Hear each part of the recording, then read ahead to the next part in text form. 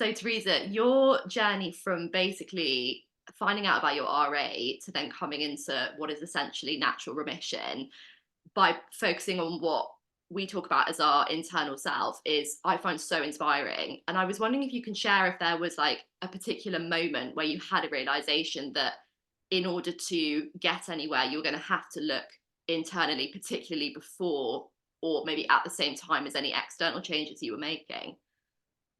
Yeah, sure. So I did the diagnosis and then went into the diet first and went through the diet realms, and like calming my lifestyle down, and it all played a part. But it got to the point where I think I was a good 6 months into it all, and I just realized that it wasn't all diet. And like I said briefly before, was the people that I had found with RA, that had healed and been natural remission, should we say, without the medications, for like 11 years plus. Their diets were so different. One was raw vegan green juicing, and one was literally carnivore.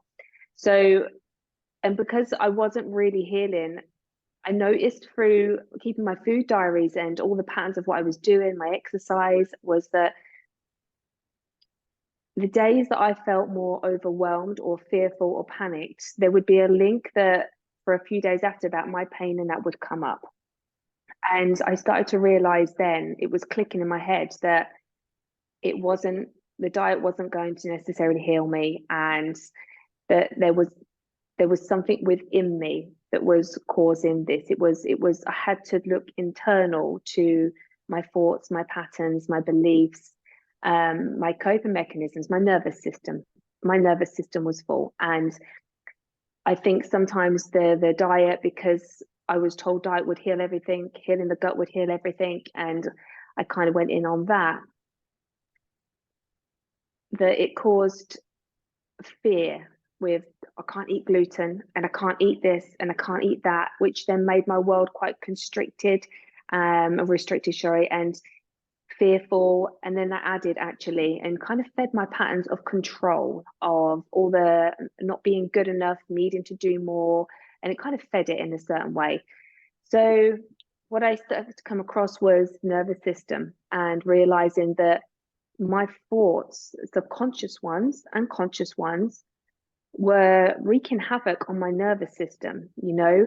So as much as I was putting in all of the most organic food, and you know, it was all like home cooked, no seed oils, no dairies, no gluten, none of all this stuff. I was putting all this stuff in to heal my gut, to heal my body. And yes, it plays a part, because if you've got a dis-ease, you need to be putting the good stuff in to feed and help the body recover. But because I was still in a state of high vigilance, of fear, anxiety, although it improved, it was still there. My body's not going to be taking out the nutrients and everything that it needs, because I'm in a stress state, and the stress state isn't going to digest the food. So it doesn't matter if I've got a £100 pill here that's supposed to be magic, and you know, £40 worth of salmon that's organic, fresh caught, and brilliant. It's not, my body's not going to digest and absorb what it needs to absorb, because it's going to be too busy in high vigilance, looking around, fear mode, that it's not going to work. So again, I used, mine was qigong and qi flow. I started to find the calm. And once I started to realize the calm, I started to realize how much I was anxious, how much I was fearful, because I had these what I call pockets of peace. And then that's when I realized I need to do work with my subconscious mind that's been programmed from young, you know, my beliefs and how I respond to everything. And that's where the work come in with that. And I know that throughout your journey, you've embraced a lot of kind of what I call internal practices, inward looking practices. The major one now being Chi Flow, which obviously you love and you practice and you're trained in. Would you be able to share any kind of specific techniques that you've gained as a result of maybe those practices, that help you to look at yourself quite literally, to help you to go inwards, and how it does that and why it does that and what the benefits are? Okay, yeah. So I think that anybody that's like listening to this, you'll have something, or maybe you need to find your thing that brings out that feeling good in you. You know, a lot of the times I think we can be a borderline of thinking that we're okay, or, you know, I know people that, you know, like are up here, stress level. When I go, maybe just need to get your stresses down, and they'll say, I'm not stressed. I'm not stressed. And they truly believe they're not because they've been up here so long. And to get down, you know, some people it might be dance. Lizzie, I know yours is yoga. Mine was obviously the qigong. So for me, I need movement, you know. So sitting meditation for me, it can't be something that's what I just do. And I knew that from trying years of meditation. I need movement. So therefore I need slow, soft movement. The breathing slow was my technique, because obviously your breath and your mind mirror each other. So if you can get your breathing slower and deeper into sort of safety mode, like long exhales to start to really relax the nervous system down, and then you can get the movement so slow. And then what that does, it just brings like a calm. And it's when you're in a state of calm, so that might be after an hour of Zumba or an hour of yoga and Shavasana, but you find that steady center where you're more here, and you can start to feel that calm, that I was able to start to see that things I was doing in my life. Give an example would be like, say, a school run morning, you know, and I think a lot of people who's watching this, if you're a mum, can resonate, is that, you know, that can be very busy. You've got to get back to this and this. But when I was calm, I suddenly started to look at that and go, it doesn't need to be that busy. Or I started to look at my life and go, okay, my diet doesn't need to be as strict. Or you just get that coming back into your body. And when you're back in your body and in the heart, it's kind of like the heart energy. When you start to connect with it, it doesn't hold grudges or anger or fear. There's no right or wrong in the heart, you against me. There's no perfectionism there. It's like just an acceptance and a love and a calm and a peace. And I could start to distinguish between the heart energy and the mind energy. And then along with my chi flow, which got me moving, breathing so slow that I could start to feel that love.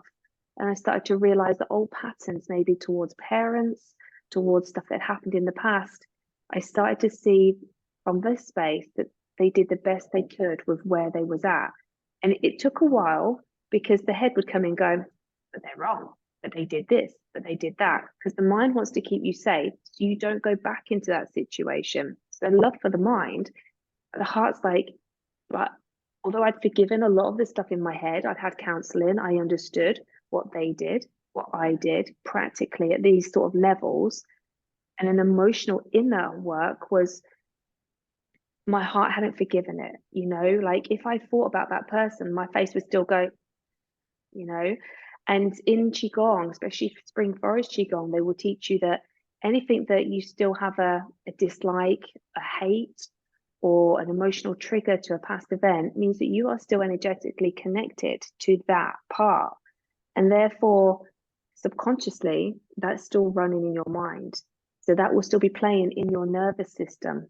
So you might be trying to go to a spa day and relax and feel calm, but that's still playing. So therefore, you've got to start to look at, for me, it was looking at family, old relationships, and learning where I still had hurt, where I felt it, not here. Yes, when I got calm in my chi flow, I could still feel that, yeah, I didn't feel loved, or I felt that they wronged me, or those sort of things. And then when I had to do the inner work, which was also with some mind reprogramming, to start to be able to really, like Spring Forest Qigong is about unconditional love, compassion, and forgiveness.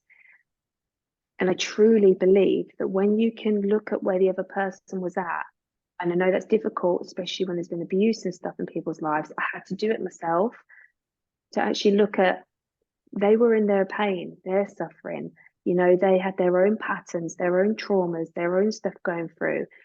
And did they do it right? No, probably not. But did they do the best they could with where they was at? 100%, because I believe everybody does the best they can do with where they're at. Like when I was 16, I did stuff, I should think, that I look at now and go, God, Tracy, did you do that? But I did the best where I was at 16. And because I learned from what I did wrong, which is we all got to do in our lives, do wrong to come in where we are. I wouldn't do it now. So it's like, and as soon as I could understand they did that, I had compassion for their pain, that they must have been in to do what they did. And with that come the forgiveness. And when you start to really forgive from a body, a feeling level, the healing for me quickly came in. That's amazing. One of the things that someone who's watching this back might be thinking is, I just don't hear these sorts of conversations, you know, had around the health sphere that I'm in at the moment. This is not the dialogue I'm around. If I'd known this stuff sooner, then I could have done something about it sooner. What do you think is the benefit of being in a community, say for an MEN1 patient, a community like Empowerment One, where this is a dialogue that's happening all the time? What would be the benefits of someone wanting to pursue this line of inquiry, of being inside a community that's doing it together versus doing it outside on your own?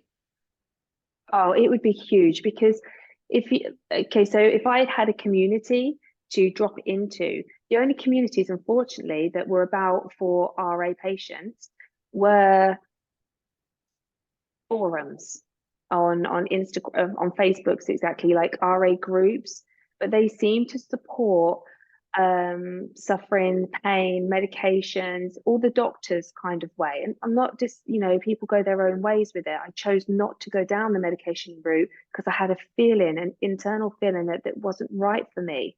And again, it plays a part, everybody's journey. So the only groups really kind of fed the, oh, now I'm going for an knee operation, or, oh, my bloods have come back like that, I'm going to eat a tub of Ben and Jerry's ice cream. There was nothing in those groups that was going to support me. So I had to do it on my own. And that was hard, because even family members around me would look at me like, why are you not taking medication? Why are you not listening to the doctors? If I'd had a community where I could have gone into, like basically what I've created now, I've created my Chi Flow group to support women in that, whichever route you go. But the opportunity is there if you want to start to look internally, you want to help, because that can be overpowering, can't it? If it's like, I've got to do internal work and people go, what? Whereas if you go follow a food, people are, okay, I can shop for that, I can cook that, I can eat that, I can monitor it. But when you go do some internal work, they're like, what's internal work? And it can seem overwhelming, or where do I start? So if you've got a community that are going, okay, like, this yoga worked for me, Chi Flow worked for me, Zumba worked for me, and you're like, okay, so maybe I could try these things. This worked for you, and other people are going this kind of, and it just supports you with your beliefs, especially if you want to look into reprogramming things of not feeling good enough, feeling that you're bad or something's wrong with you. Those fears of like, oh, what, people don't like me, the stuff that we kind of keep shamed and secret, and we don't want people to see the outside. That's actually what we're feeling. If you're in a group that people have gone, do you know, I used to have these beliefs of this, this, and this is, how I got out of it, I would have felt much more held. And I think it would have took about a year out of my healing journey. So community for me is absolutely everything, because also, not to forget that when it comes to communities, if there's a documentary, The Blue Zones on Netflix, don't know if you've watched it, but people that live to over 100, healthy and well, really vital, and with it, they all have community, because that's where you are loved. And when your cells feel loved, safe, and supported, you will do healing.